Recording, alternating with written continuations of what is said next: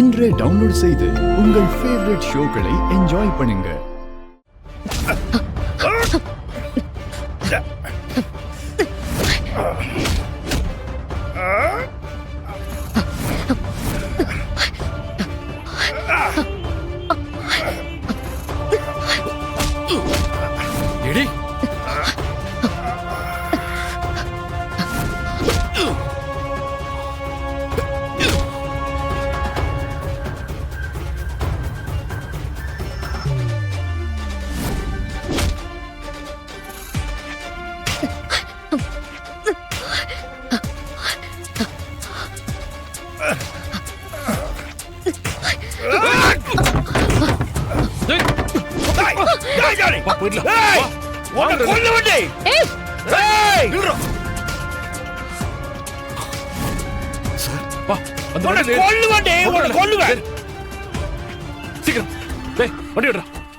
நீ மாட்டு வாங்கிட்ட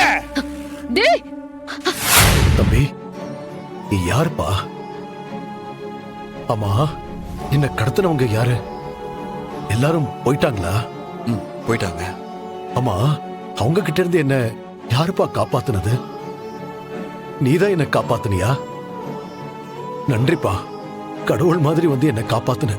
இல்லனா இந்த நல்ல நாள்ல ஏதாவது அசம்பாவிதம் நடந்திருக்கும்பா. ஏன்பா எதுவும் பேச மாட்டேங்கிற?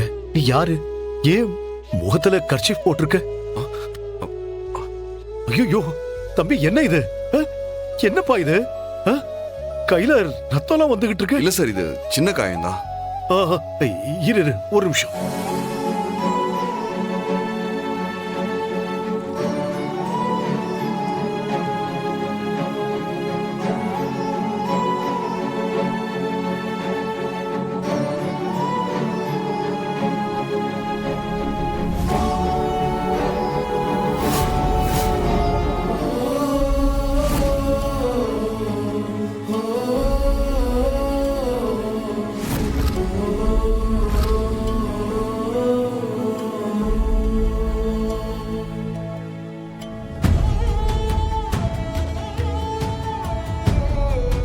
எப்படிப்பா இருக்கு?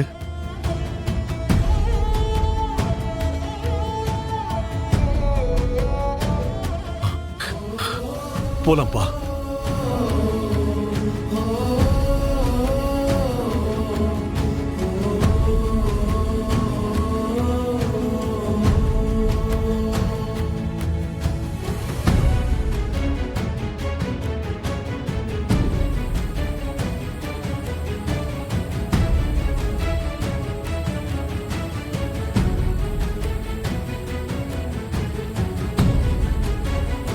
சீனியர், வாங்க வாங்க போலாம்.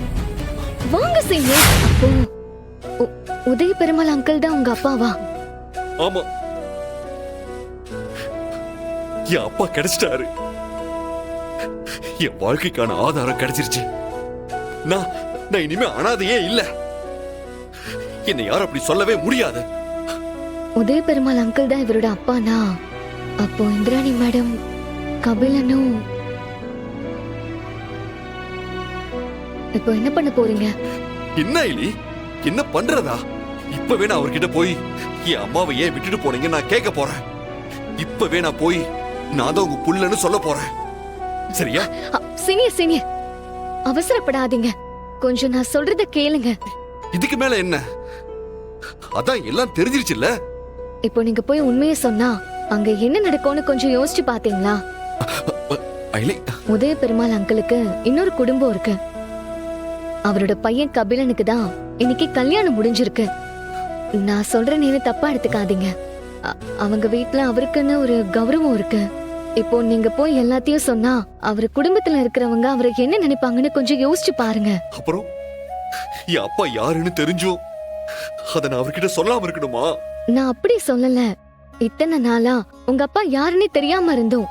ஆனா இப்பதான் தெரிஞ்சிருச்சுல்ல அங்க நிலைமை எப்படி இருக்கு, என்ன ஏதுன்னு பார்த்து சிச்சுவேஷனை புரிஞ்சுக்கிட்டு கொஞ்சம் அவசரப்படாம பொறுமையா சொல்லிக்கலான்னு சொல்றேன். அது வரைக்கும் இது நம்மள தவிர வேற யாருக்கும் தெரிய வேண்டாம்.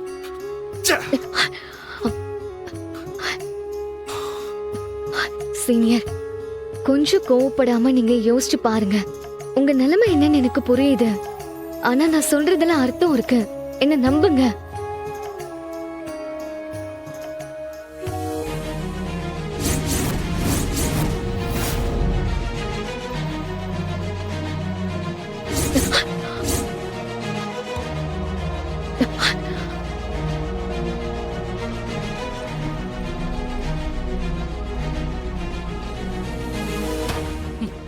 டேய், உன் மனசுல என்னடி நினைச்சிட்டு இருக்க?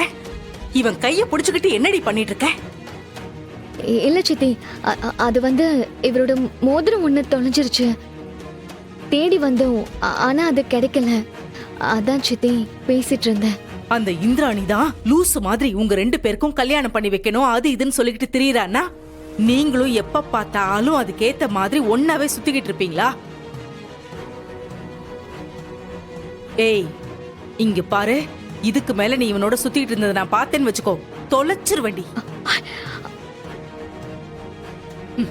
வாடி வா. சித்தி, எனக்கு இந்த சடங்கெல்லாம் அவங்க கையாலேயே பண்ணட்டும். அதுக்குன்னு ஒரு முறை இருக்குல்ல, நம்ம இஷ்டத்துக்கு பண்ணக்கூடாது. இதெல்லாம் காலங்காலமா பண்ணிட்டு வர சம்பிரதாயம். அதெல்லாம் சரிதான். ஒருவேளை இப்ப பொண்ணு வீட்ல இல்லன்னு வைங்க, இல்லனா இந்த கல்யாணத்துக்கே அவளால வர முடியலன்னு வச்சுக்கோங்க, அப்ப என்ன பண்ணிருப்பீங்க?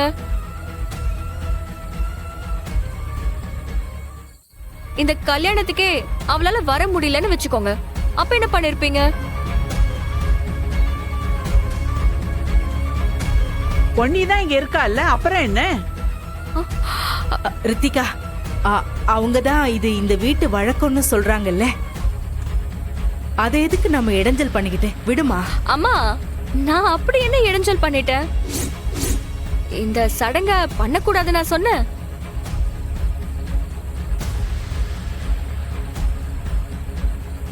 நான் முதல்ல இந்த வீட்டுக்கு மருமகளா வரேன். எனக்கு இந்திராணி அண்ணி கையால இந்த சடங்க பண்ணணும்னு தானே கேட்டேன். இதுல என்ன தப்பு இருக்கு?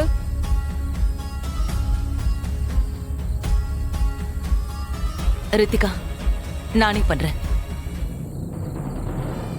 ரித்திகா ஆசைப்பட்ட மாதிரி நானே அவளுக்கு பாத பூஜை பண்றேன்.